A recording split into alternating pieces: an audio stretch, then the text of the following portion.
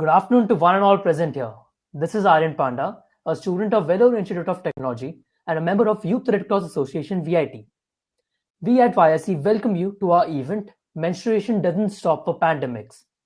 In collaboration with Humans for Humanity, a notable NGO with the primary mission of bringing awareness about menstrual health and hygiene among women across India. First of all, I would like to thank each and every one of you for taking out time from your busy days to attend this educational session. Now, let me just introduce you all to our club and what we stand for. The Youth Red Cross Society is one of the most active clubs of Vellore Institute of Technology, with the motto Service Before Self. Throughout the year, we conduct blood donation camps and hold webinars on different social causes to spread awareness. A gift of blood donation can save up to 3 lives.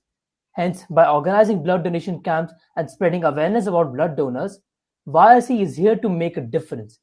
3 smiles at a time. On 21st February 2020, YRC conducted the Voluntary Blood Donation Camp in the centenary celebration of Indian Red Cross Society, where more than 700 students of VIT showed utmost courage and generosity by donating their blood and being a hero to someone. Amongst the many issues we address, campaign against substance abuse is one of our flagship events, where we try to educate the masses about the ill effects of abusing substances. In the previous sessions of CASA, we have held roundtable conferences with students and even conducted numerous poster-making competitions to spread awareness against substance abuse. We at YRC also perform skits to raise awareness on social issues like women empowerment, organize donation drives, visit orphanages, promote healthy lifestyles through yoga camps, and also organize mental health awareness programs.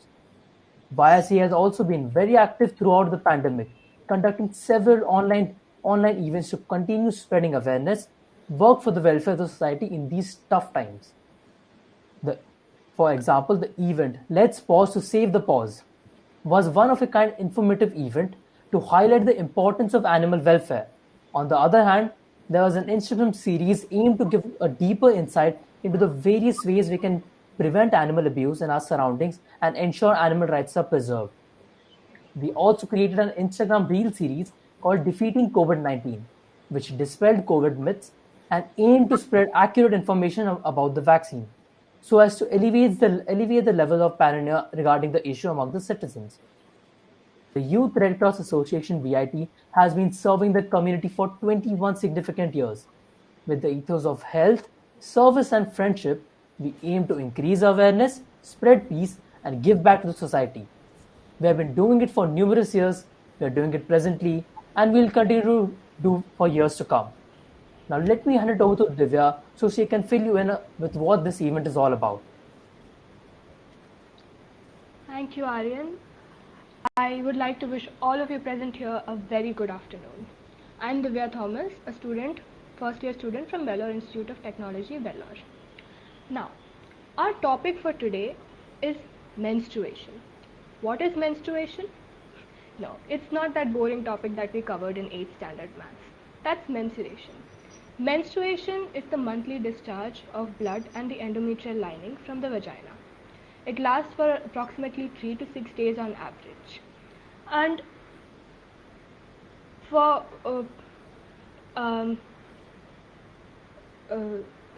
this monthly event first starts at the age of 12 to 14 on average for women, and this is called menarche.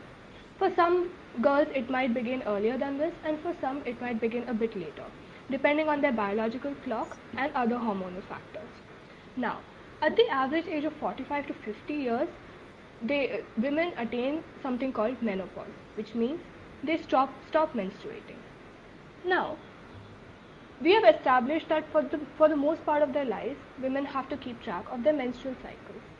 This means that they also have to be cautious about their menstrual hygiene. Menstrual hygiene implies that they need sufficient amounts of sanitary products to collect the blood and discharge. They also need proper access to clean water and antimicrobial soaps so that any infections can be prevented.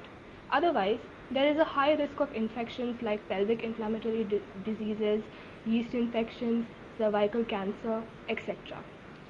All of this might lead to spontaneous abortions, female infertility, and sometimes may even prove fatal.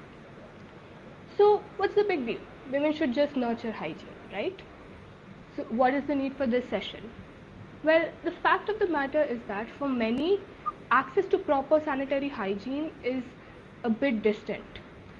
Even in India, the situation is quite dire. This is due to a variety of reasons like superstitions, ignorance, and even poverty, and sometimes even a combination of these. So, today we have with us some very special guests from Humans for Humanity to give us an insight about this matter. Now, I'll be handing it over to Namita for further introduction. Thank you. Thank you, Divya. Good afternoon, everyone. We'll wait for a few seconds for the PPT to come.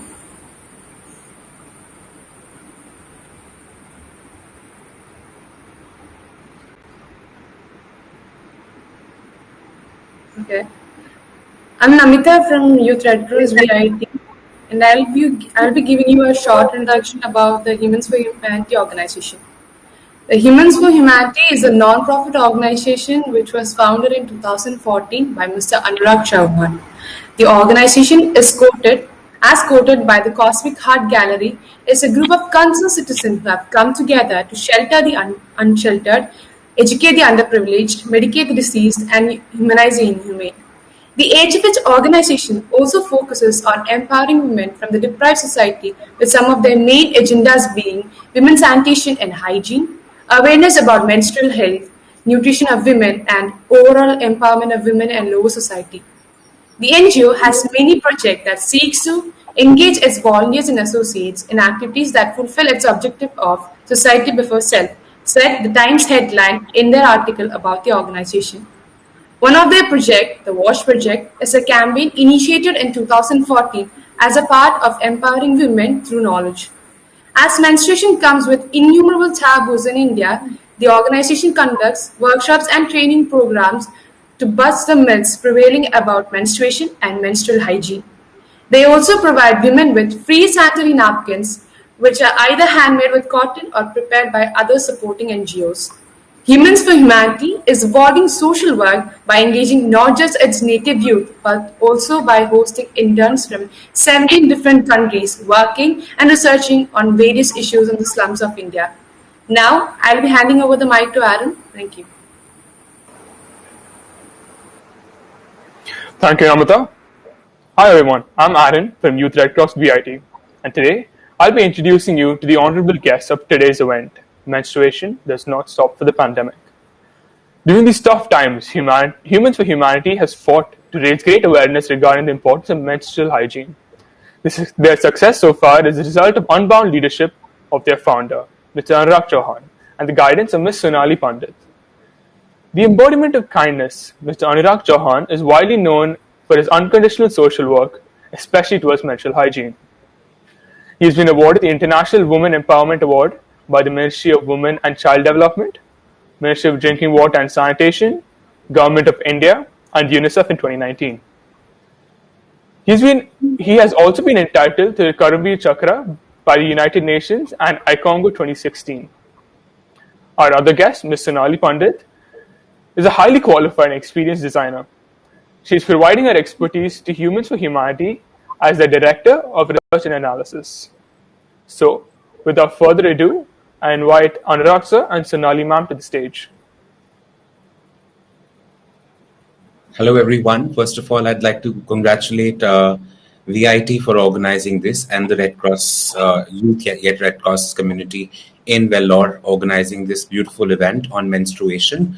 Also, I would like to congratulate you all for the beautiful work that you have been doing, and I hope you continue doing the same. Thank you for inviting us and thank you for having us here. Good afternoon. Thank you so much for inviting us for this beautiful session. Thank you. On behalf of everybody present and everybody watching, I'd like to wish both of you all a very good evening. So today our team at YRC-VIT, with the help of volunteers at your organization, Humans for Humanity, have compiled a few questions for you to get to know HFH better and learn more about the cause. Okay. While we do that, We also request the audience on both YouTube and Facebook Live to please put any questions in the live chat. We will address these questions at the end of the session. So first off, before we dive into the proceedings and plan of action, there's a question that's been running through my mind. What urged you, Anurag sir, to initiate what we know today as a non-profit organization, Humans for Humanity? Well, first of all, you can call me Anurag. And after that, Humans for Humanity, basically, there's not one specific reason for it. There is a series of events that happened over the years which turned out to be beautiful, organization like Humans for Humanity. I started my journey as a social worker when I was 14. And I cannot say that I started as a social worker because I became social worker after a period of time. But when I started, I was a volunteer. I had this wish of doing something, but there was no clarity in my mind what that something was. So when I started with an organization which is called Speak McKay. And it is a beautiful incident that happened when I was in class 6th.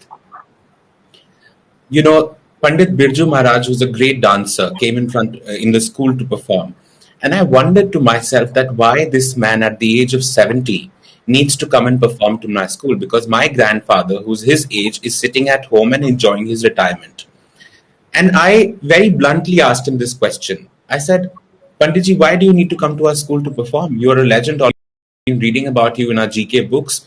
Why do you need to come here? And what he told to me was very beautiful. He said, our country was once known as Sone ki Chidiya. Everything that our country had was taken away, was stolen away, and it's gone. The only thing that we're left with is our rich cultural heritage, and that is what we need to save, protect, and promote. And I said, but still, the question remains the same. You are 70. I am probably 14. What should I be doing? He said, volunteer.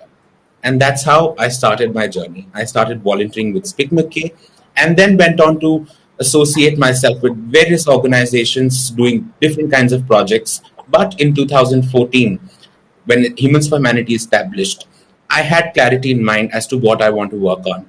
I had clarity in mind as to what really touches my heart, because I can't come across as a person who believes that I can change the world, because I don't have that mindset that I can change the world.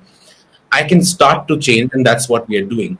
And now when you ask about objectives and agendas, we really don't have any objectives and agendas that, oh no, if we are working on menstrual hygiene, we will only continue to work on that. Especially during this pandemic, when we know things are so bad. It is an unprecedented time, which is never seen before, which we don't know we didn't know this time is about to come.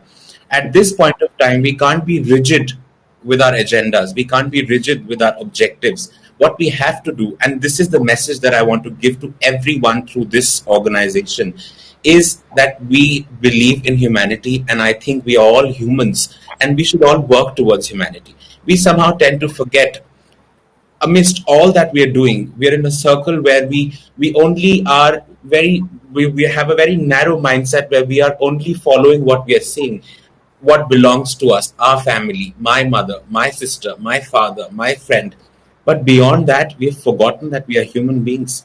And as a responsible citizen of this country, we should be doing everything that we can. And that is exactly what the whole concept of Humans for Humanity stands on, that we are doing our bit.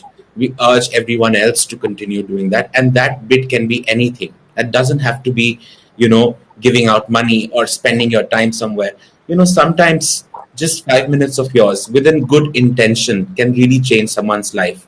So that intention, with that intent, we keep moving ahead, we keep moving forward. And that is the whole concept of Humans for Humanity. Wow, that's very humbling and quite motivating, actually. Okay, so with reference to your vision, when you began Humans for Humanity, how much has the organization accomplished from what vision you had, and what are you currently working on? Well, I'll not brag about what the organization has been doing, because I'm sure that people can definitely go on internet, find our impact reports, read about what we have been doing. But yes, I will definitely say one thing: where I started and where I see ourselves today. Which means when I say when I started, I was alone in this journey. Today, I have so many people who are associated with us. Sonali is one of them. And what matters to me is that everyone is putting their efforts to make this dream possible. At the same time, if we evaluate the work that organization has done, it has reached about 1.5 million women, over 1.5 million women in the last 5 years, where we have been organizing workshops for them. And when we say workshops, people usually confuse these workshops to maybe 1 hour sessions that we take. No, it takes months and months to change someone's mindset, rather years. It moves with a snail's pace, and we constantly keep working on it. When I say that we have reached 1.5 million women, it is under the WASH project, which is women's sanitation hygiene. Now, my question, which was many years ago, which I asked my mother, remains the same even today, that there are so many organizations and individuals and governments and, big, huge corporates who've been always talking about one word. And that one word is very famous. It is called women empowerment. And we all talk about women empowerment very loosely, anywhere. We just want to empower any woman. I would just like to share a very, very small experience, what happened with me when I was a little kid. When I heard this word for the first time, women empowerment, I was so, I always had this knack of learning new words, which is gone now. But at that point of time, I always wanted to learn new words. When I learned this new word, women empowerment, with a very good intention, I walked up to my mother and said, "Mom, let me grow up, I will empower you." What happened next was my mother tied bricks, 3 to 4 bricks on my waist with a string, with a drawstring. And she said, "Go take 20 rounds of the garden." And I said, "What's wrong? Did I say something wrong? I came here with a good intention to say, Mom, I'm there for you. I'm going to empower you." And there my mom with stern looks say, "Go take 20 rounds of the garden." I could not. It was heavy. Those bricks, 4 bricks hanging on my waist were heavy, and I could not take 20 rounds. And I just sat on the ground and I said, "I can't do this." My mother told me, she said, "I kept you in my womb for 9 months. You were much more heavier than these bricks that are hanging across your waist." She said, "You tore me apart when you came out of me. You literally tore me apart. And after that, all that pain that I was bearing for you when you were in my womb, when you came out of my womb." She said, "After all that I have done, do you think you really stand anywhere to empower me?" And I was shut. I did not have an answer. Can we really empower our mothers? I don't think so. I mean, I said, "No, I can't empower you. Hands up." And so the definition of empowerment really changed for me when my mother stood up and said this to me. The definition of empowerment has completely changed for me. Maybe we can acknowledge women. Maybe we can support women. But I very strongly believe that I could not at that moment think of empowering my mother. Now today, through the WASH project, we have been reaching out to women, but not making them disabled. What is happening in our country? People very easily say that we are into charity work. But today, the definition of charity has completely changed. Initially, in long back, you see, kings used to do charity because they had that kind of money and they were taking care of their communities and the villages that they used to work in. Today, if Anurag doesn't like this kurta anymore, he wants to discard it, he will very happily say that, "Okay, let's give it out for donation. Let's give it out for charity." So charity is equal to discarding things, which really upsets me. Moreover, when you're a social worker, I very strongly believe a social worker does not believe in charity, because charity makes people disabled in some ways. Now, I will not say these opinions are very strong. These are my personal opinions. Maybe I am wrong. But what happens is, I'll give you a small example. There's someone on the street who doesn't have food. I give him food one day. What's going to happen the next day? Will he get food to eat the next day? Well, we don't know, because I'm not going to give him the food next day. If I'm not giving him food every day, am I justifying with what I'm doing? Am I really helping him? At the same time, if I'm giving him food every day, what am I doing? I'm making him disabled. I'm not empowering him. I'm not helping him. I'm making him lazy. I'm making him dependent on us.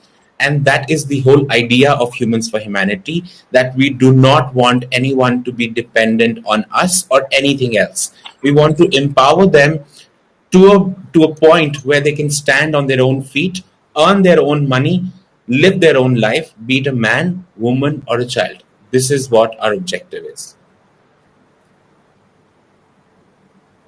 Okay, that's quite an interesting perspective and a very interesting story as well. You mentioned the WASH project a couple of times. Would you care to elaborate on what actually happens in the WASH project? Okay, so WASH project was started in 2014. I read an article which said that there are 180,000 women who die every year because of poor menstrual hygiene. And this article was published in 2011.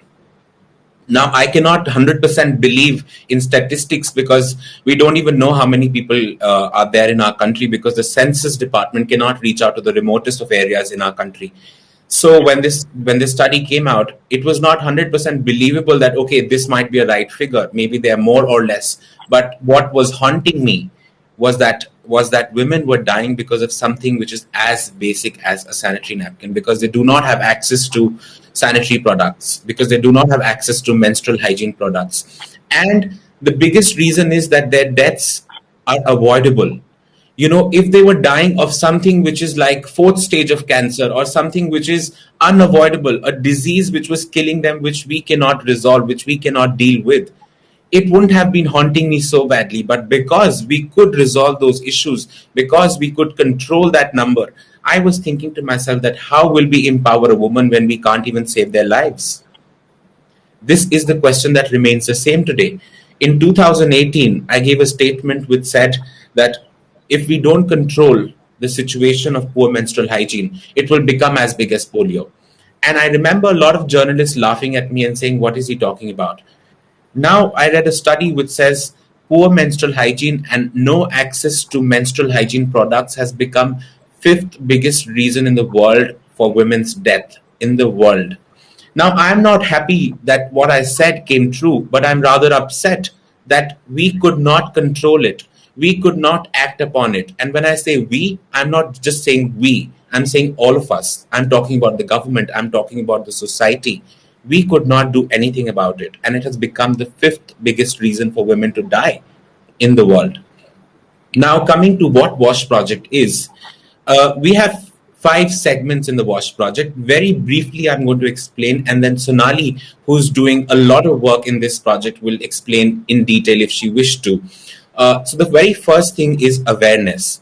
A lot of women, men, children do not know about menstruation. I remember Divya was introducing about menstruation, and Divya said we usually read about it in class 8. No. It is unfortunate that we live in a society where our teachers are also ashamed to teach that subject, to teach that chapter in our class, and they just flip through the pages and say, this is menstruation. They just probably read out. A lot of people do not even know what menstruation is. And what happens to women when they menstruate for the first time, these girls are left with trauma. I have dealt and met so many girls who end up crying in my lap, in my shoulder, and saying, Bhaiya, humko nahi pata tha ki ye kya hota hai. They felt so many times that it was a disease because that's what they've been told. If they've not been told anything, they assumed that it's a life-threatening disease because they're bleeding and they might die. Now just imagine how much trauma a person goes through when that person sleeps every night thinking that person is about to die. It is trauma which we need to deal with. So awareness about menstruation, what is the biological reason of menstruation, should be known to everyone. Apart from that, the second point comes where we talk about nutrition. Now, even today in the rural areas or the urban rural areas or semi-urban areas, we see that when we go out to the houses, we see that a mother has many, many reasons. I mean, I'm not saying that she's only biased all the time. But in many rural areas, there is gender biases, which is why a mother would give maybe 1 rice bowl to a daughter and 2 rice bowl to a son, thinking that the son needs more food than the daughter. They do not know about nutrition at all. How they quantify is by the number of bowls or by the number of chapatis. and so they do not have any information about nutrition, and we don't expect them to have that information, which is why we reach out to them with nutritionists and tell them what is the correct way of nutrition that they're supposed to feed their daughters, their children. Poverty is one reason that maybe they can't afford it. Biasness is another reason. So what we do is understanding what geography they're in. For example, if I am in Vellore, I will not be finding a lot of things that I find in Delhi. And if you people are in Delhi, you will not find so many things that you may find in Vellore. So according to the geography of the place that we are holding a workshop, we prepare a chart that we explain them that this is what you can afford, this is what you can eat. Now, I can't be telling them to have avocados, right? Because we are talking about low income groups. So we tell them things that they can afford, things that are easily available in their areas, and things that they can buy, or they might be already in their kitchen. They don't need to go out and buy it. So that is about the nutrition part. Third part is about counseling. As Divya explained that, there is a phase which is called menopause. In that phase, a lot of women deal with a lot of mental stress, a lot of issues, mental health issues, and that is what we address. That is what we talk about. Also, in the first point, I told you about trauma, but after a time, people forget about it, but subconsciously, it still remains there, and we need to address it. We call it trauma management. We need to address all the trauma that we have dealt with in the past or that we are dealing with. It needs to be addressed. Also, we have talk therapies. Talk therapy is, we just talk to each other like we're talking right now. We might not have anyone to share that problem with. This is what happens with a lot of women in the rural areas. That menstruation is such a taboo there. It's almost like a sin to talk about it. They do not have anyone to discuss their problems, which is why these talk therapies help these women. At the same time, what we have also done in many villages is a listening circle. A listening circle is a group of 30 to 40 women which comes together every month to talk about their issues. Come back, when they go back, they're going back with possible solutions. And after this group discussion that they've had, we have professional counselors giving them counseling one-to-one basis, dealing with their problems, giving them solutions. And that is what is very important. Now, in the fourth point, what we do is, it is very unfortunate that in our country, even today, people do not have access to something like a sanitary napkin. We have, there's a quote by Twinkle Khanna which really makes me laugh and at the same time make me feel upset. That I'll read out that quote to you rather, and you tell me if it is right or wrong.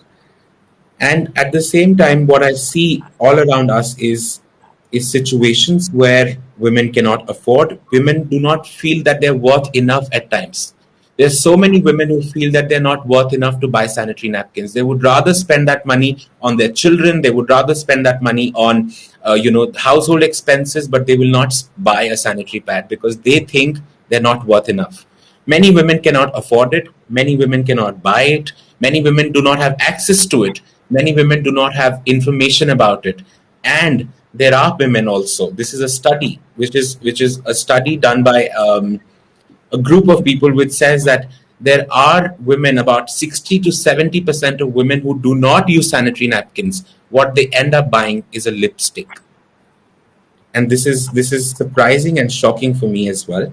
But I want to really read out that quote by Twinkle Khanna, which says, why are sanitary pads taxed and not Vigras? Because policies are made by 65-year-old men with erectile dysfunction. Now, it is so surprising that Viagra does not have taxes. And what happened in the past was that they said that we've removed the taxes on it. But unfortunately, the taxes was only removed on the final product, not on the products which make sanitary pads, which is why the effect on the pricing was just hardly 1 rupee or 2 rupees. Sanitary napkins should be free.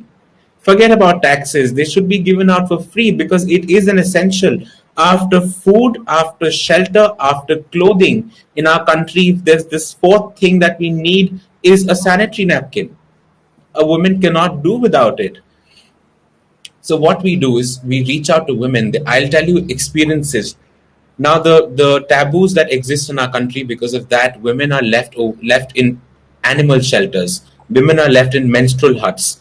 Women are made to sit on, sand dunes for the entire day in Rajasthan, even today. There are women who are using ash, sand, dry leaves, plastic, rugs, anything and everything that can absorb liquid is used by women for their periods. One more mindset exists in our mind, and you tell me if I'm wrong or you tell me if I'm right. A lot of people, you must have seen, if there's something that spills, for example, you're eating food and something spills on the table, the first thing that people say is, get the dirty cloth, ganda kapda le aana, saaf karna hai. Not understanding that this dirty cloth might clean the dirt, might clean the solid waste, but then it is leaving so many germs, bacteria on your table. Now, following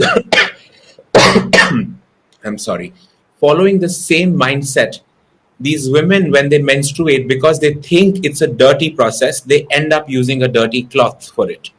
And that leads to multiple problems, which Divya and Namita did explain. Now, when we give them free sanitary napkins, coming back, I'm not doing charity. When I give them free sanitary napkins, I'm not giving them for one day that, okay, this is one sad pad that you can use for once, and then I forget about what's happening to your life further. So we give them sanitary pads which they can use up till 1 year. And after that, what we do is, so that they don't become dependent on us, we teach them how to make sanitary napkins on their own. That empowers them so that they don't have to go ask for anyone else. They know how to make a sanitary pad themselves. This group of women who learn how to make sanitary pads, it has become huge in so many places. Sonali will tell in detail. There are women who are making sanitary pads in Rajasthan, in Maharashtra, in Belaj. Of course, during the lockdown, they had to stop. But they've been making sanitary pads. But Sonali has been dealing with women in so many areas around NCR, in UP, where women are still making sanitary pads. I will tell you, when the lockdown happened in 2020, we did not have sanitary pads in Delhi because it was not considered in the essential list. At that point of time, women from all across the places, when I say rural areas, were giving out these handmade sanitary pads to women in Delhi. We were doing anything and everything that was possible to deal with that situation, because we can't imagine women without sanitary pads. When I say sanitary pads, I only focus on sanitary pads. And Sonali will tell you in detail why we do not talk about menstrual cups, or why we do not talk about so many other things that are possible. We always give options to women. But again, we do not have the capacity to make menstrual cups. I do not agree with the concept of menstrual cups. So Sonali will tell you about that in detail, but this is what is the WASH project. Along with the WASH project, we also have Breaking the Bloody Taboos. Now, Breaking the Bloody Taboos is working on the taboos at the same time and aligning it with the WASH project to end these taboos. I'm sure you must have all heard about one very common thing that we hear at home: don't cut your nails at night. How many of you have heard it? Have you heard it, Aaron, before? Definitely heard it before. And this thing, maybe at one point of time it made sense. It was sensible to say that don't cut your nails at night, because at one point of time we didn't have electricity, we didn't have nail cutters. People were cutting their nails with sharp, edgy stones or blades, and there was fear of cutting their fingers, so they used to say don't cut your nails at night. But today it makes no sense. So even if the taboos were true at one point of time, we have to research and give them a possible solution. We have to give them a reason. Our reasoning should be correct. We have to give them a reason which is logical. That, see, at one point of time, what you were doing maybe was correct, but today it has changed. You don't need to practice this anymore. We don't do sati pratha anymore. There's so many things that have gone away, and I think we should go away with this taboo around menstruation too. So that is briefly about menstruation. There are lots and lots of experiences that I can share about the WASH project, but this is the crux of it. If you want to read out more about the WASH project, you can definitely go on our website, which is called humansforhumanity.online, and read about the WASH project extensively, because there are many articles that you can find there.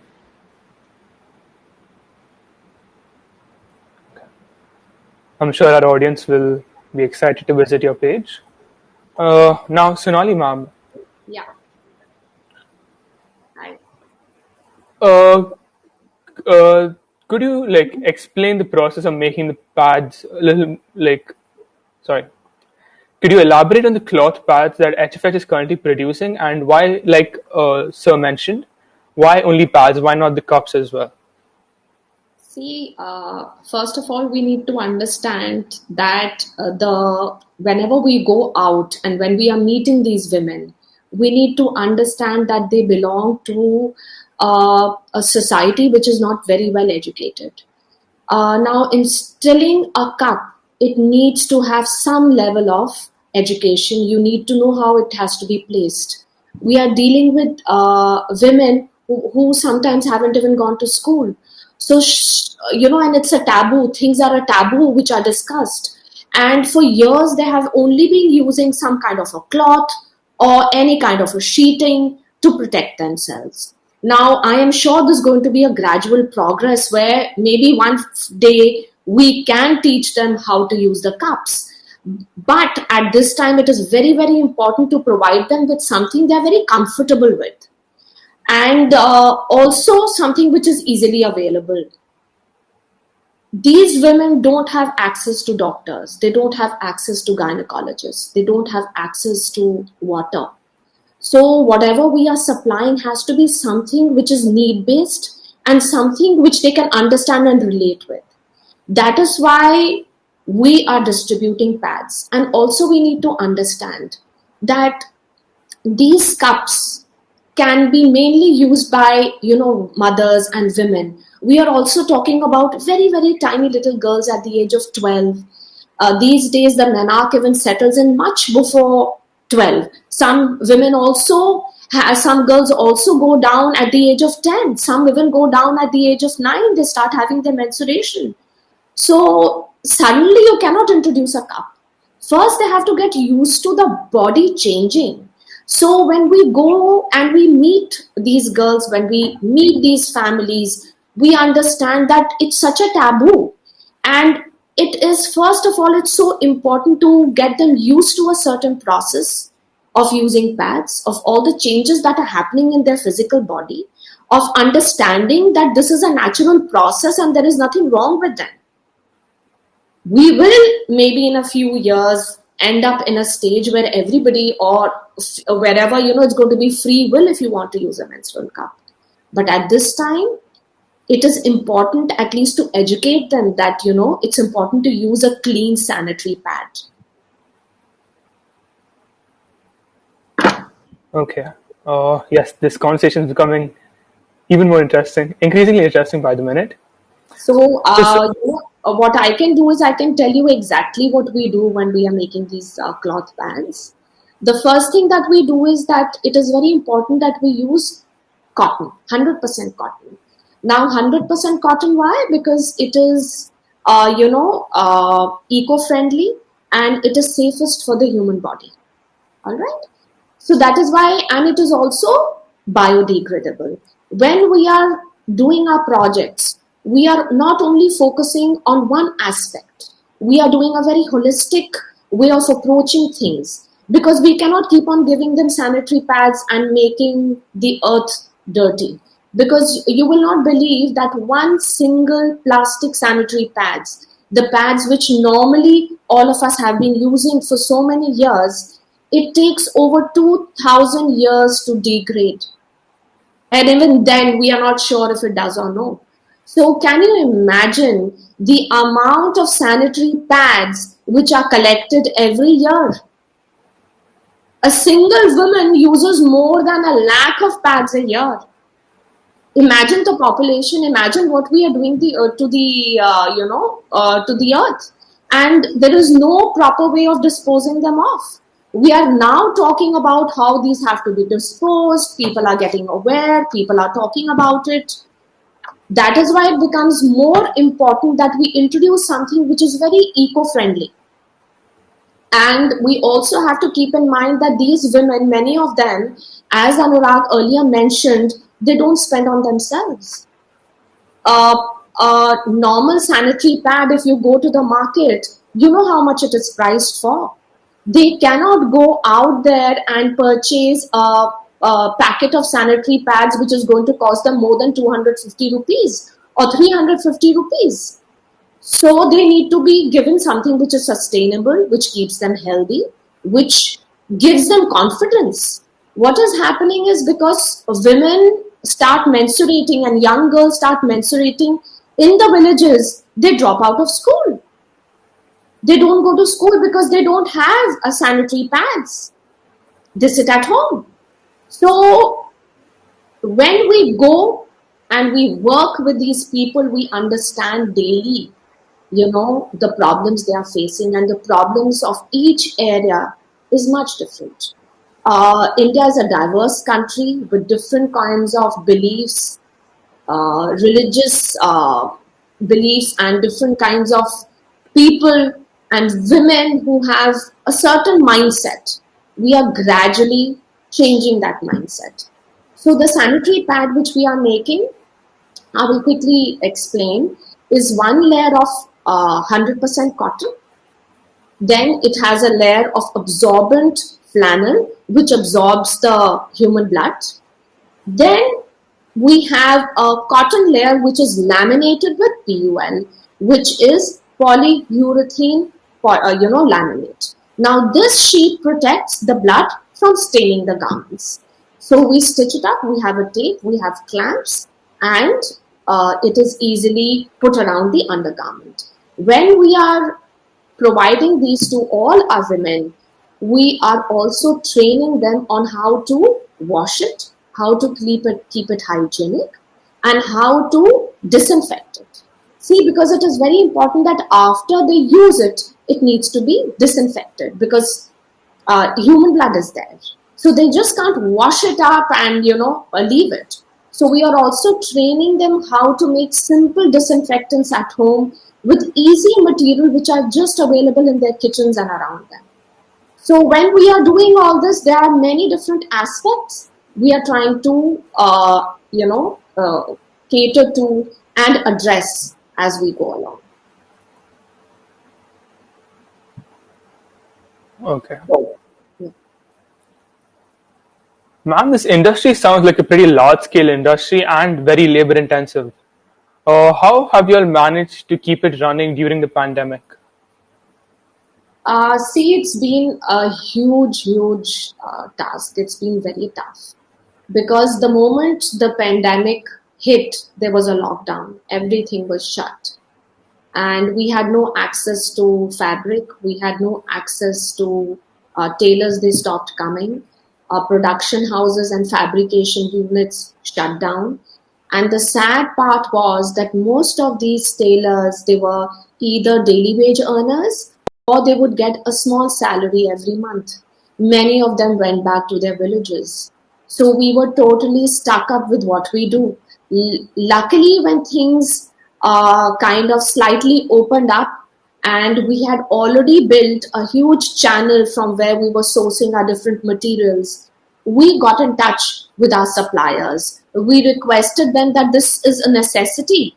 It is not a luxury, it's a necessity. Every girl, every woman after a certain age is menstruating. So it is so important that, they need these sanitary pads. So through the courier, once things start opening up, we would get our fabric, we would get our PUL. A lot of factories were shut, I remember, because the polyurethane laminate, it comes from abroad. It was not being made at that time in India. And so there were many factories who just did not have it. And gradually then it created a new issue that, these pads are not there. So then what do we give our women? And that is where then we started talking to people who were making, so we started switching along with our sanitary cloth reusable pads to biodegradable pads which were made from natural ingredients. So then we started talking to people in the industry. It's still, a lot of research is happening, but we have reached a place where we are being able to manufacture totally biodegradable pads which are made from banana pulp. They are made from bamboo pulp, and the padding which is made out of cornstarch. So these again, they are totally biodegradable, except the gum that is used in them, it takes a few months to degrade. Otherwise, these pads, they just degrade within, say, 2 months or a month and a half. And besides this, it is also helping the banana planters and the corn planters. It is adding to their source of income. So then we started talking and to manufacturers of these machines who make these pads. And if the lockdown wouldn't have happened right now, we would be the first, I'm hoping, NGO that was going to train our women on how to use semi-automatic machines to manufacture these biodegradable pads. And whereas the reusable pads, then what we did was we started giving out fabrics, cut out these pads, give out fabrics to different women who were working from home. So as we go along in the process of distributing pads, we also come across, they become like a family. So they tell us their issues, they ask us, can you train them, आप हमें सिखा सकती हैं ये कैसे बन सकता है, हम कोई घर से बैठे काम कर सकते हैं. See, we have to understand that these women, they are staying home. Many of them come from families where their husbands don't encourage them to step out and work. But still, these women are so eager to make a living. So, and as Anurag told you earlier, it is just not about giving them something. It is also telling them, giving them confidence and encouraging them to do something on their own. And then it will just be like a chain reaction. It will be like a domino effect. When one person will learn something, they will train the other person and the chain system will start. So we have trained a lot of our women on how to make these sanitary pads. And also some women who cannot do that, they know how to make basic stitching. Many women do. And they have simple machines at home. So we provide them with a fabric and we ask them to make small pouches and bags in which these sanitary pads are distributed. And we pay them, we are paying them whatever they say that, we decide on, their group decides on a certain price. We don't negotiate and we pay them that. So every month they are so excited to earn that whatever money they do by making these bags and sanitary pads. In the lockdown, it was beautiful that many of our centers, many women, they made sanitary pads and they distributed it to other women. So it was simply beautiful to see how, they were not only adapting it, but also helping others along with this whole process that was going on. Another main issue besides this is also that to self-sustain ourselves, To make these pads, we need fabric, we need thread, we need flannel, and each time we have to buy it because we don't want to use, because a lot of times, as Anurag mentioned, when we ask for donations, people think कि ये हमें नहीं चाहिए तो वो हम दे दें. But we have to understand that these pads have to be very hygienic, they have to be very clean. So we ended up buying a lot of fabric and, whatever we have done so far as an NGO, we have only invested the money which was from our savings of all the directors and the friends who are a part of our organization, who believe in our dream. So that is why now, everyone is feeling the crunch. And we need to supply these, and that is why this is the first time that we have gone out for funding. I'd like to add something to that. Sure. When I started this organization, when I started social work, I was a minor. I could never register the organization.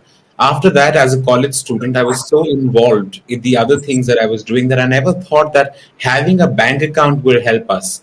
We only started our bank account in 2019, and I think from last 1 year we've been getting some funds in our account, which is very, very menial, very small amounts. But that adds up, that helps us a lot. So as we say that boond boond se ghada bharta hai, similarly every drop helps us in reaching out and doing what we continue to do. What Sonali said is very, very true. When I started with my with the help of my family, with my father, with whatever I used to save. I remember those days when I stopped going out for movies.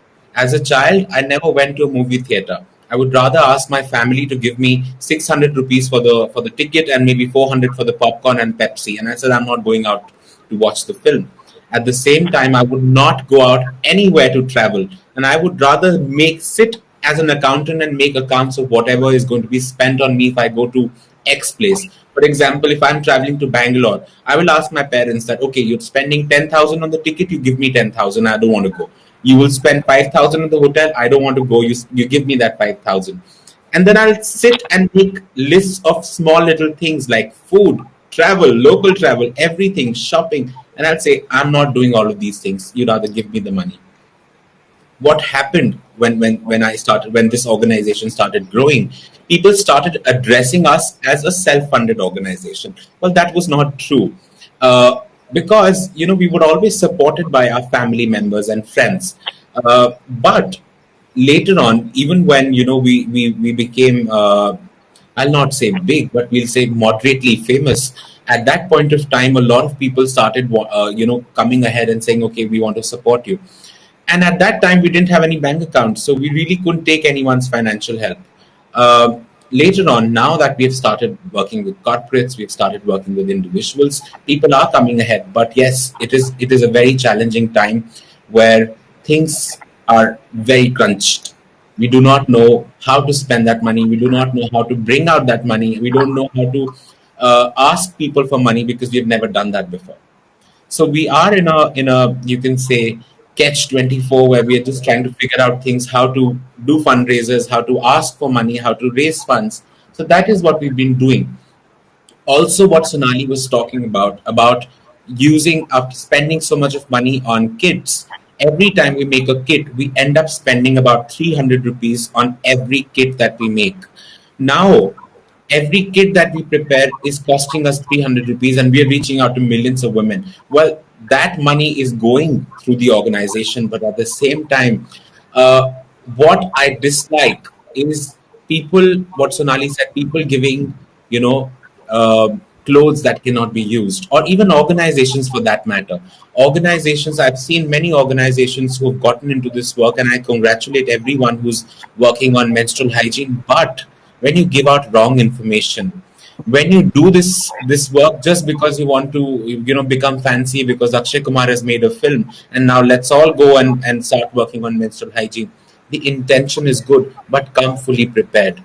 You cannot sit for an exam by saying that I saw a film and based on that I'm going to write this exam. This is like an exam to all of us. We cannot make fun, mockery of people by giving them wrong information because it is to deal with their lives. We have to be very sure about the information that we are giving to those people, which is why Sonali has been doing a lot of research along with so many interns that we have right now, about 48 interns. They're all doing research, they're writing articles, they're reading about different researches and preparing reports on that. So that is very required. Also, at the same time, when we give out a sanitary napkin, we are not giving out just a sanitary napkin. It is a matter of dignity. We cannot give out something to them which might leak or which might humiliate them. And when we say we just don't talk about women, we're also talking about transgenders. There are trans men who menstruate as well. So many of us don't know about it, so many of us don't talk about it. But it is very important to give them dignity with that piece of cloth that we're giving it to them. And that is what our intention is. I would like to add here so that you exactly know, because many of you don't even know how a reusable sanitary pad looks like.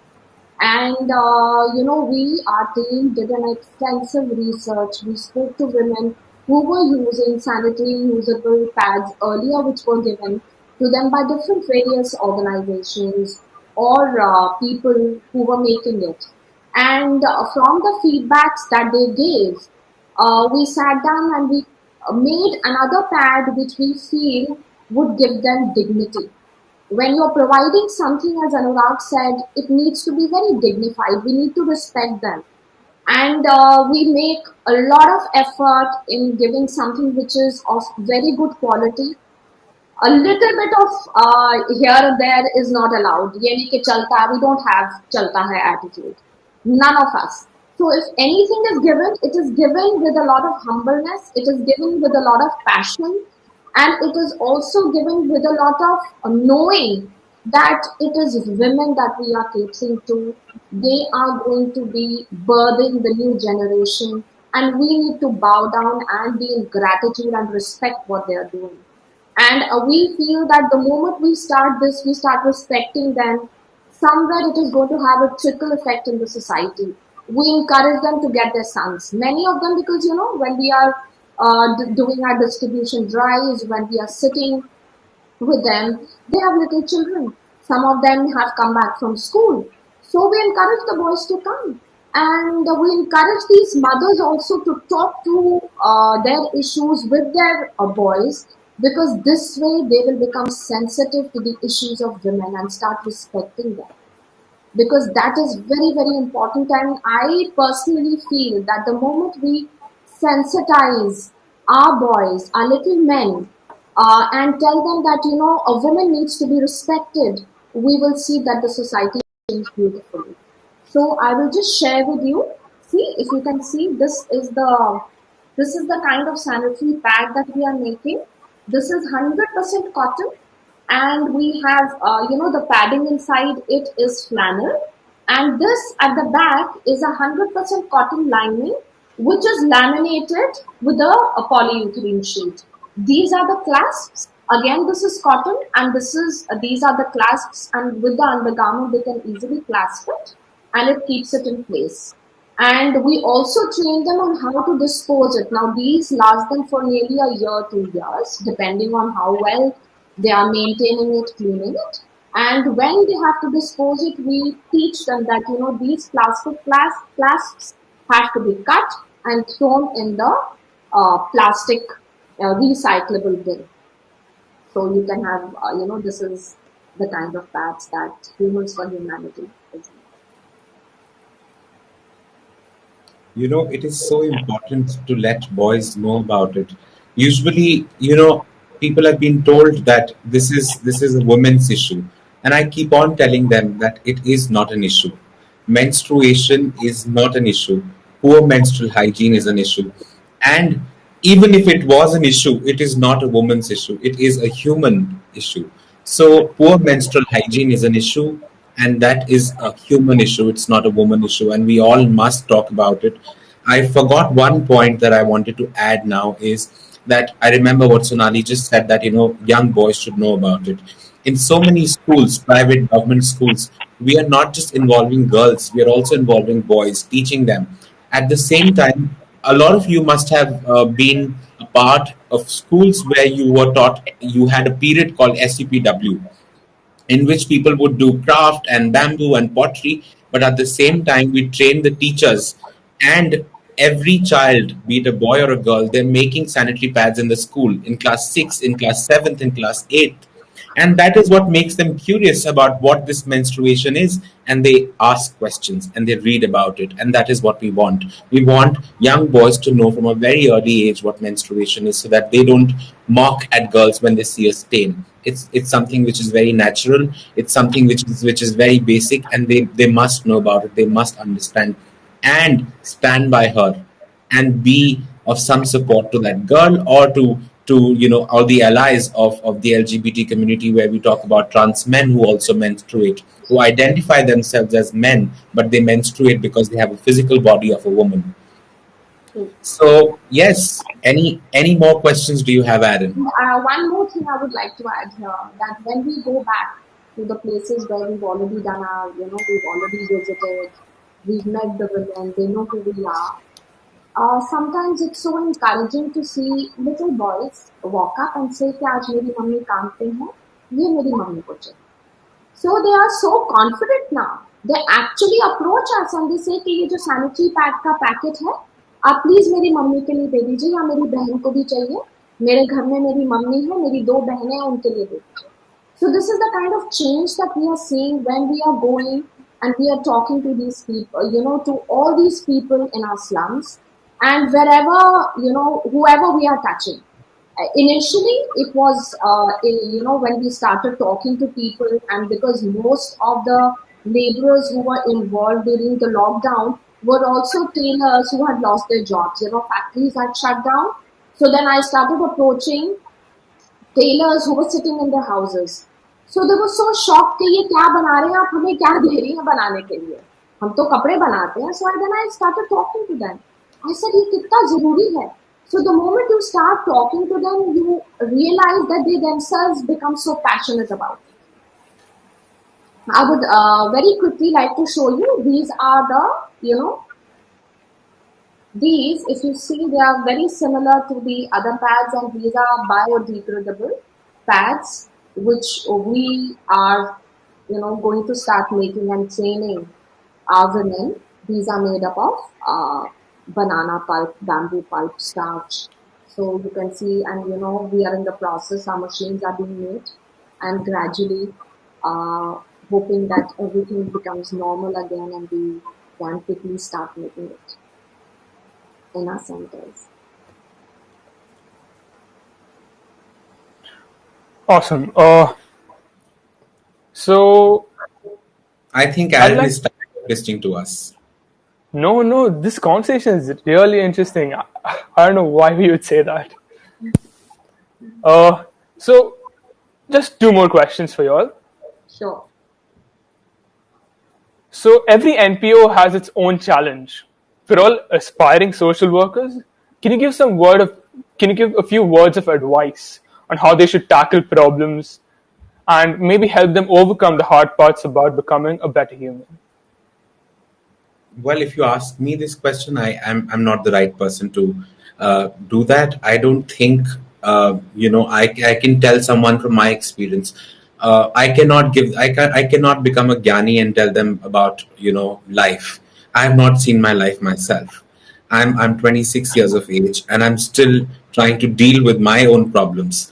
So I think someone who is more experienced than all of us sitting here in this room is Sonali. So maybe she'll be in the better position to talk about what advice she would like to give. But the only suggestion that I would like to give to everyone who's aspiring to be a social worker is that what I see around me is every profession. Aaron, for example, I'll just ask you, what degree are you pursuing? I'm currently pursuing a degree in mechanical engineering. Because you want to become an engineer, Yes. right? I will assume that you want to become an engineer. That is why you're pursuing mechanical engineering. In social work, wanting to help people is a beautiful intention. But I very, very strongly believe that if someone is doing groundwork, if they're running an organization which is an NPO, which is an NGO, or anything which is to do with the welfare of the society, they should be well-trained people, because just the intention is not enough. When I decided that I wanted to do social work, the first thing that I did was I went to a college to study bachelor's in social work. I'm now doing my master's. I've finished with my master's degree in social work. And I come to a conclusion that it is very important to understand that what is right and wrong. Now I'm walking on a path without knowing what is right and wrong, assuming that everything that I'm doing is right.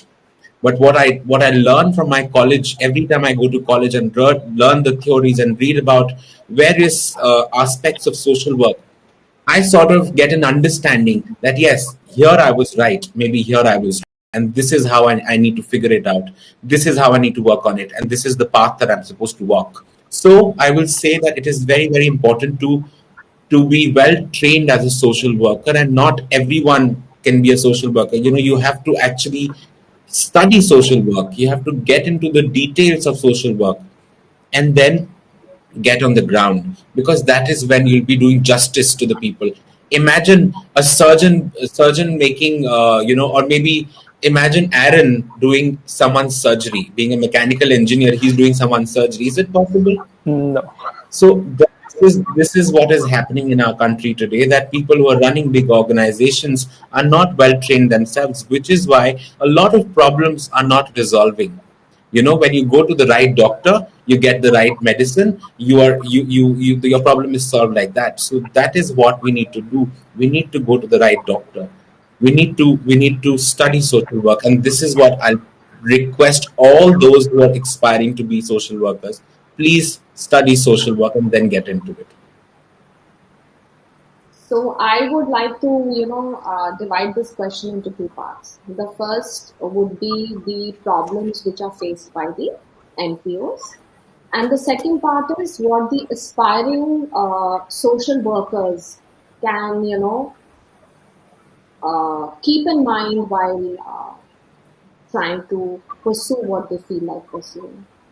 See, the first and the most difficult task, whether it is a aspiring, a social worker or an NPO, an organization, is funds. Lack of funds. You just have limited funds. There is no government support at all, and it is so important to make yourself self-sustaining. Now we have to travel. We have to reach the remotest of places. We have to buy things. We have to buy fabric. We have to buy flannel. We have to pay our workers. We have to pay for the transport. Everything is included in that when you need to make the final product. What is happening is it is very easy to say, pads are now going to be tax free or whatever, but you will not believe it. When I go to buy fabric for my pads or when I go to buy flannel, it's all taxed. So when I'm purchasing a fabric which is worth, say, a lakh of rupees, I end up paying 5% or 12% GST. 12% GST I pay for my PUL because the sheet is a plastic laminated sheet. So there is so much cost which is, incurred in that. So to sustain this, till now, our NGO has just been running on our personal savings, and along with the contributions that were made by very, very close friends. So this is a major, major issue for the NPOs, is self-sustaining and funds. The second thing is that, yes, you do have donors, you have people who are willing to donate to your organizations. But what happens is every 2 years or every year, there is a policy change. Either a tax policy changes or the tax slab changes. So a lot of people who were initially donating were donors, they do a rethink that, okay, this is not the amount of money that we can shell out. And in times like this, where there's been a pandemic, where there's been a lockdown, people have lost jobs, people are working from home, everyone has pitched in. I know that everyone has done whatever was possible in their, in their capacity to donate or to do whatever they could and touch somebody's life. And now in the second wave, everybody is feeling that crunch. The funds have really shrunk. So to self-sustain becomes a major, major issue. As an NPO, when we proceed forward with the work that we all are doing, it is also very, very important that, it's very easy कि आपने बनाया, आप गए, आपने एक workshop hold करी और आपने ये दे दी. So what are we doing? We are crippling them. We are just doing charity. Next time again, they will, and the beauty is they don't expect that out of you. हमें लगता है कि ये गरीब है, इनको देना है, they don't. I have met so many who say कि नहीं मैम, आप बताइए ये कैसे बनाना है, हम ये बनाएंगे. They have that in them. So along with that, it is just not empowering, it is also respecting them for being human, respecting that fact that they don't want charity. They want to be self-sustaining. So at every step, when we move forward, we realize and we train them. So the journey keeps on evolving for NPOs also as you keep on going along your mission. Many new things keep getting added. And the foremost thing is to be there at the need when the need arises. When there is a certain need that arises, as an NGO, you have to be there. You can't sit there. Abhi to lockdown hai. अभी तो cyclone आ गया, हम नहीं जा सकते. It is, just imagine for the people who are stuck there. So we have different chapters. Our director, Jalpa, who is our director in Maharashtra, yesterday she reached out to thousands of families with food because Maharashtra was hit by a cyclone. So more than anything, suddenly we realized that, our communities there had no food. Their roofs have broken, the houses are flowing with water, whatever was there has become wet. So they needed the food. So quickly we shifted our attention to this, and within a span of a day, things reached them. So managing everything, what needs to go, how it is going to go, how it is going to be transported, how it is going to reach the right people. Everything has to be done with the confines of a lockdown, with the confines of being at home, and also with the limitation of funds. The second aspect was the aspiring social workers. See, first of all, I think whoever wants to step out and do social work, as Anurag said, it's very important to be trained in what you do. And number two, you need to be very, very passionate for your cause. In our country, there is so much that needs to be done. There is so much. But whatever you choose that you want to do, you need to believe in that. You need to be very passionate about it. You need to believe in that. You need to believe in your mission, even if nobody does. And once you are so sure of your dream, of your vision, then you need to start finding the right-minded people who will work along with you. Because that is very important. Single-handedly, one person can't go out and do everything. And it is so important to understand your own role in that. Everybody has a certain role, and you need to work together as a team to change and to move forward with your dream and your vision in place. And of course, quick action, as I told you earlier. Last year in the pandemic, our Kathputli community, we realized that they also did not, I'm just giving you an example, they did not had any means to earn because there were these puppeteers, and throughout their life they had been doing puppet shows, entertaining in restaurants, in birthday parties, and suddenly they had no place because this is not happening. So we all sat down, our team sat down, we started talking what can be done. And then we decided that, everything was going online, education and classes were being held online. We approached a few schools. We asked them to give their stories or whatever was being taught. Our Kathputli, a group of small Kathputli communities which were staying together, they enacted the whole thing, and those were recorded and shared in different schools. So again, organizing all that, managing that it is recorded because they don't have cameras. So there is so much that you keep on learning and evolving as you go along with your work. So this is all that I have to say for, anyone who wants to open an NGO or wants to do social work, you have to be at the ground. You cannot say कि हम नहीं जा सकते हैं, कभी हम नहीं भी जा सकते हैं. Lekin till you don't work with them, till you don't meet them, you cannot understand the kind of issues and problems they face. It was, I will just like to give you a small example. I think this is the first drive that I went with Anurag. And when we went there and when we started talking and, it was beautiful, there were a few women who came and approached me and they told me कि आप एक काम करिए ma'am, हमें यहाँ ना bathrooms बनवा दीजिए. I said bathrooms बनवा दीजिए. They said आपको पता है मैम, इस पूरे एरिया में ना 100 लोगों के लिए एक bathroom. It just hit me. I mean, all of us are so used to going to the loo. We get so upset कि कहीं गए हैं यहाँ का loo.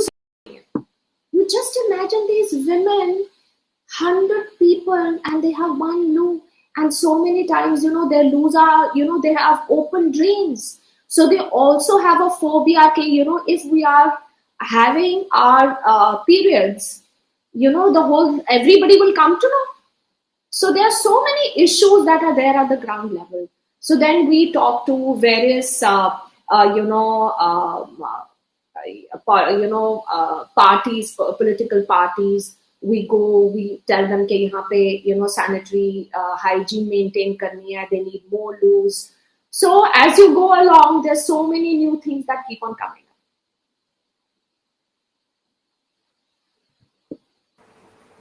Even within this short conversation, I can see the passion that both of you all have for this cause. Yeah, see, until and unless you don't have the passion and you don't believe in what you're doing, I don't think you can do justice to it. This is not about doing something, because a lot of times you see a lot of people join it because it's very fashionable, or it is the in thing to be associated with an NGO, or, you're doing charity work. It means that you are passionate about it. I know from my experience, so many times Anurag is only on the phone trying to organize bed for somebody in the hospital these days, trying to organize medication. They don't know. You will not believe, along with this, we are also trying to tell them that it's so important to get vaccinated. And everything is online. They don't know how to do it. How will they go online when they don't have laptops? When most of them don't have smartphones? When people in the interior villages don't have these apps? So as we work, we realize that, okay, this has come up and now this is a thing which needs our focus, and we all quickly start working on that. And maybe for a minute we drop something else and we work on that. And I know he hasn't had sleep. He hasn't slept for so long.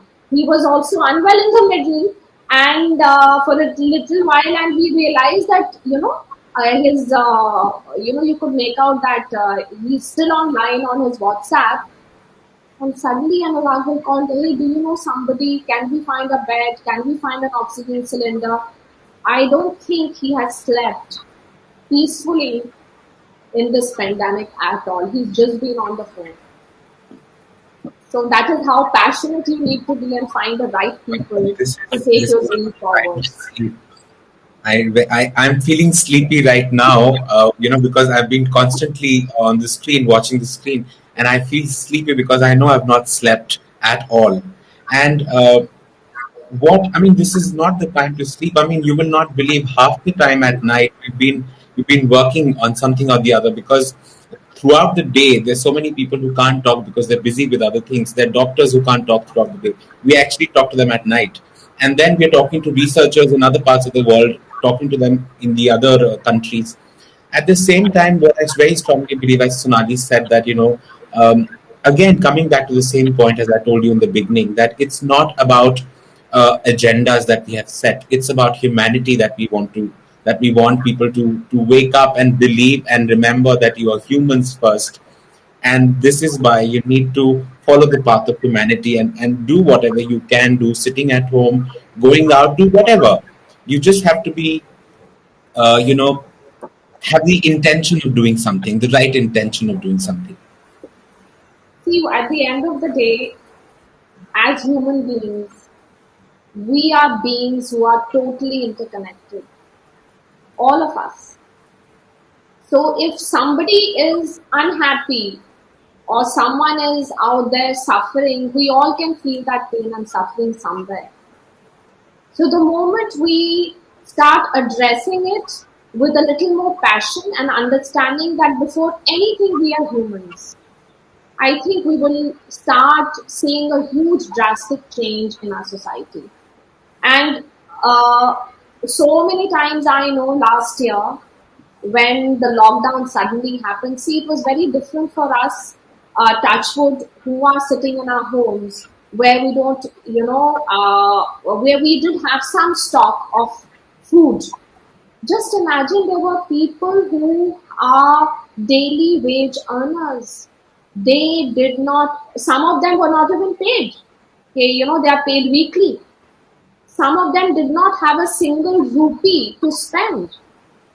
So understanding, we just received a call that day from someone and from our Kathputli community, and she said कि बेटा खाने को एक दाना भी नहीं है, बच्चे रात को भूखे सोए. I remember I was at that time sitting and eating, and I could not eat. I just kept my plate. I said, "How can I eat when a woman who's like my mother is hungry somewhere?" So that is the kind of passion that you need to feel. And within, I think, Anurag, within a day, we organized the food, we spoke to people, we organized cooked meals for them.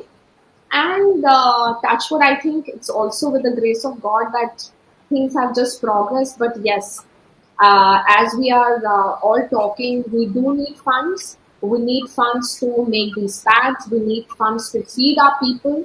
We need all kind of things which can make their life a little more easier during this pandemic and lockdown. Okay. So that brings my questions to an end. Now, the audience members on YouTube and Facebook Live have a few questions for you. So, question number 1. Are these cloth pads 100% eco-friendly? See, the cloth pads are not 100% eco-friendly because there is, as I told you, there is this polyurethane sheet, which is a laminate. It is kind of, it's not plastic exactly, but it is toxic-free, the one that we are using. It is biodegradable after a few months. What happens is that the moment you keep on washing it and the women keep on using it, so it starts shrinking in itself and it just shrinks into a small thing. And within a span of few months, it gets degraded. But the other pads that we are distributing already, because the person who is making our machine is making these for us. So those are 100% biodegradable. Okay, thank you. We have to understand what is the definition of eco-friendly. There's so many organizations, there's so many brands who say that cloth pads are eco-friendly. But are they, is what we need to ask them. Because there's so much of water that is required to wash cloth pads. When you use so much of water to wash cloth pads, you cannot call them eco-friendly. You can call them biodegradable, reusable sanitary pads, but you cannot call them eco-friendly. So we have to also consider every time we give out these sanitary pads to women in different parts of the country, we have to focus on one simple thing, which is that do they have water? I can't be giving out these sanitary pads in many parts of Rajasthan because they don't have enough water to drink. So when they don't have enough water to drink, I cannot expect them to use these sanitary pads and wash them every day because they'll not have enough water. So considering all those things, we make sure that it reaches the people who actually can use it. But yes, it is not eco-friendly, so-called. Okay, thank you. That was an interesting answer. So, question number 2. There are places where coming of age is celebrated. This shows that some communities acknowledge the importance of coming of age. And do you all think this is effective and should it be appreciated and practiced in India? Absolutely, I agree with it 101%. In fact, it is nice that this question has been put up. If you will go to our Instagram page and our Facebook page, we have been sharing stories from across the world. How either how they approach the onset of periods. So there are quite a few communities that celebrate it.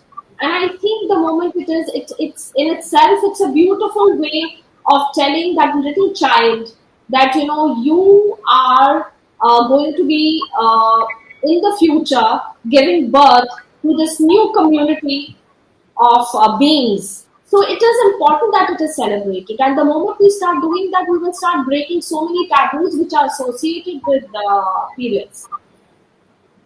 Anurag, you can add on that. Well, there's so much to add. I just think that's more than enough for people to understand.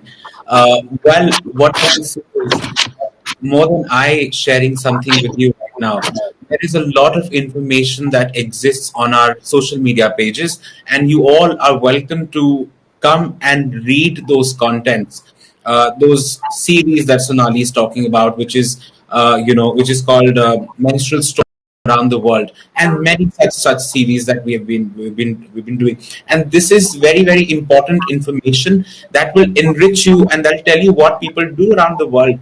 So yes, I mean, why not celebrate it? You celebrate birthdays, you celebrate in Indian communities, we celebrate everything. We celebrate a tree. We worship a tree because it gives us oxygen. We worship a tree because it has medicinal qualities. We worship a cow which is giving us milk. So anything which is trying to help us, we worship it. Why not worship menstruation? Because that is the existence. We are all coming out of a mother's womb. I mean, someone who's not coming out of a mother's womb cannot celebrate menstruation. Otherwise, I think everyone should be doing it. That is the seed of birthing. So just imagine all of us have come from a mother's womb, so it needs to be celebrated. If we celebrate our birthdays, even before that, I think it's so important to celebrate the fact that there's a woman, there's a mother, and in a few years, this girl will be birthing a child. So it needs to be celebrated, definitely. Okay, now question number 3. As an organization, how do you approach a woman for the first time? Like, you might want to help them out, but for them it's pretty awkward. And like, how will they feel when you ask them like personal things such as like about their menstruation? And I've met you today for the first time, right? I've met you today for the first Yeah. time. If I ask you a question, Aaron, I can see what color t-shirt are you wearing. But if I ask you, Aaron, which color underwear are you wearing? You'll be like, there's something wrong with this boy. Well, why is he asking me this question? I cannot be going up to anyone and say, hey, Sonali, are you wearing a bra or not? No, of course you can't ask this question. It is a very personal question. It is true what you said. It is very true that it's a very personal question. How do we address them? Well, rapport building is the way of doing it. We spent so much time with these women and communities, not just going straight forward and talking about menstruation. Even if I wish that days come when we can just go and straightforward talk about menstruation, but there's a process to it. As I told you, those 5 points that we figured at the very beginning, that I told you that this is what WASH project stands for. It takes us months and months and months to deal with this. In so many places we've started with giving them distribution of something, or maybe engaging them in activities involving their children. We first go there and involve the children. We start doing paintings with the children. We do art workshops with the children. So many things, so many activities that we conduct. We have made achar with women who menstruate. We take them to temples and say, come on, you're menstruating, let's go to a temple. I mean, we have actually shattered all these taboos in the past, but it's not happened over the day. It has happened because they have started, we built their trust in us. And they saw that we were not there for an agenda. We were not there to benefit, or we were not there to use them in some way. We're always there to help them. And we did support them in every way possible, which is why they sort of had a sense of trust on us. And then when we go there's so many places where people think that we are doctors. Yeah. Because when we talk about periods or menstruation, they often call us Dr. Babu or Dr. Ma'am, Dr. Sahab aayi hai. So, this is the thing. A lot of times they think that we have studied medical science, or, probably we are doctors who are trying to help them. But not. We have a lot of doctors along in our team. We have people who are professionals in our team, which is why they do not hesitate talking to doctors. And to be very honest, this might be a challenge for a lot of people across the country, that women don't talk about menstruation. Trust me, I have spoken to women who wear burqas. I have spoken to women who had this big ghungat in front of them, and they yet spoke to me very openly, without any hesitation. But And yet, carry it on. is an issue. It is an issue, but you need to work on it. very humbly. You need to work on it and it's no rocket science. Today maybe Aaron, today maybe I can't ask you that question, but probably next time I call you, I can probably ask you that question because we've already built a rapport.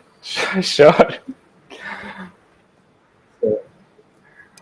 And what we do is we gradually, as Anurag is saying, that we always from these places, we have a volunteer.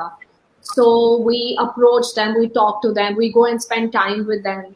And, sometimes it's so beautiful that they're so welcoming. They're actually so welcoming. And a lot of times I have also seen what happens is that maybe there is one lady who's little open and she has her friend, her neighbor, who's slightly shy. She will hold her hand and she will say, "Chal, मैं लेके चलती हूँ तुम्हें ma'am के पास, उनसे बात करते हैं." And most of them, they interact with each other. They know each other's problem. They will say, "Ma'am, इनकी बेटी को ना ये problem."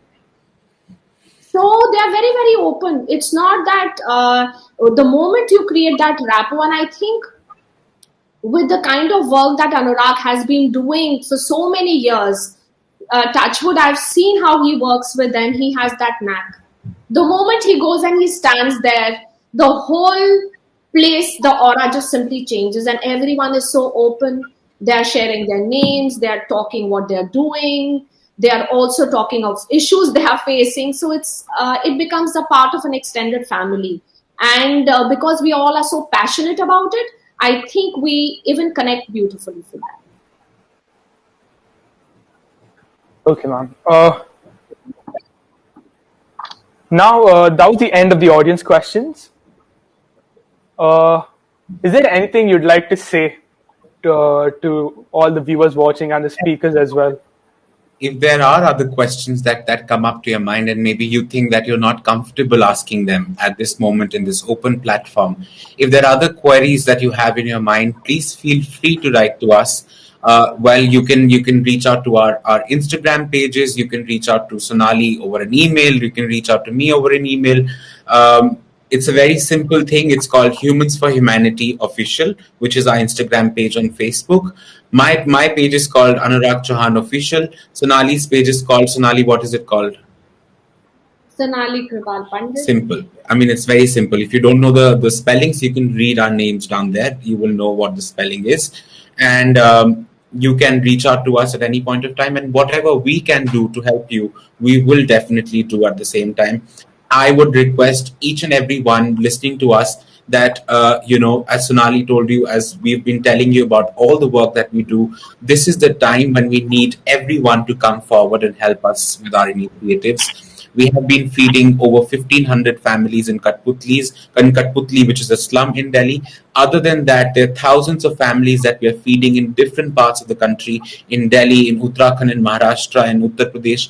And we want you all to come forward in Rajasthan. We want you all to come forward and help us with this initiative because we are doing what we can do. And we urge you all to do what you can do. And I will end this conversation with something very beautiful, which always gives me goosebumps each time I talk about it, is an experience that I had with Dalai Lama.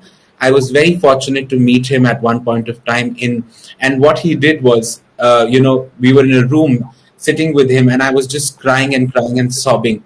I just don't know why I was sobbing. I was a 15-year-old kid who didn't know who Dalai Lama is, who Buddha was, or what his philosophy was. I did not know what meditation or spirituality meant at all.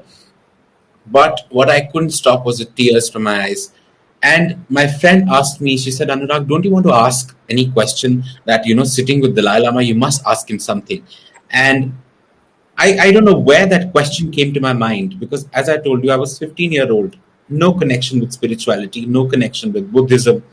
And I end up asking him a question. I said, "Where do I find Buddha?" Now, what he told me literally has become the essence of life for me. It has become, it is so beautiful. What he said has completely changed me as a personality. It's completely changed me as a person. And I try to implement it each time I think of it. And even if I'm not thinking of it, it is sort of ingrained in me. It is injected in me. So what he said that day was, he said, each time you're doing what you do. Each time there's a smile on someone's face, and you are the reason for that smile. For that fraction of moment when that person is smiling, for that fraction of moment, you are Buddha. You don't need to go find him. You can be one. So it was so beautiful that, he said he was aware about the work that we were doing. And those lines were so touching that when you were doing your things, you've already probably found Buddha even before you came here to meet me. So now the intention, philosophically, it's not the intention to become Buddha. I don't want to be Buddha.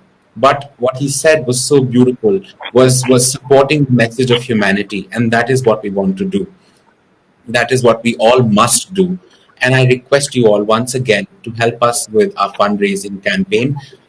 It's a platform. It is a campaign on Keto, which is a platform which is raising funds for us. And we'll share the link with you. It is in the description, and it'll be great on your part to come and help us with this initiative of ours and so many other things that we're doing. A lot of people are not getting food, as Sonali said. There are a lot of people who can't afford going to a doctor.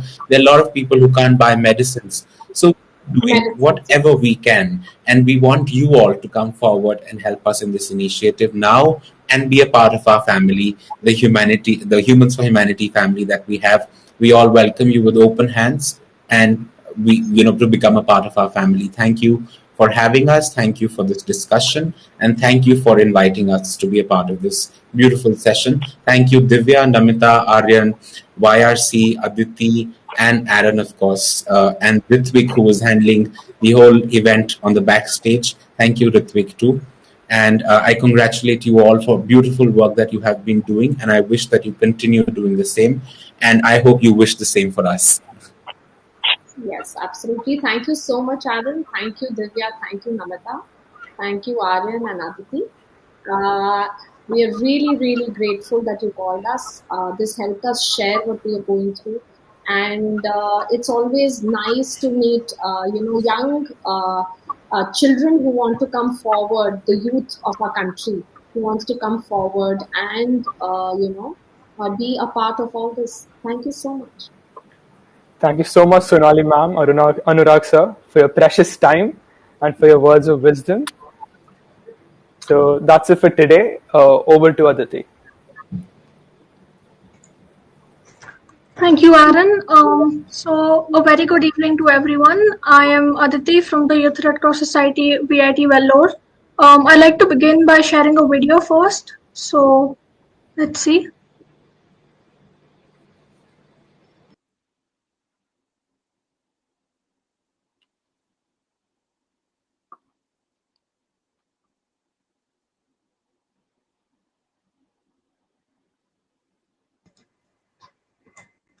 I think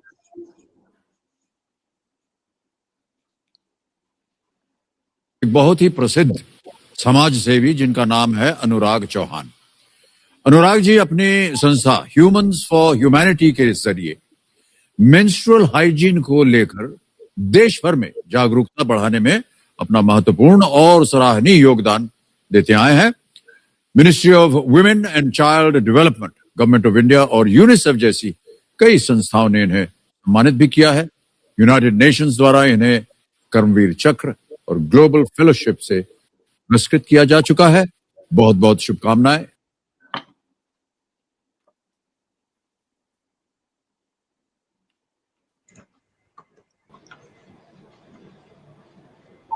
Yeah. So that was a very wonderful video to watch. And goosebumps once again.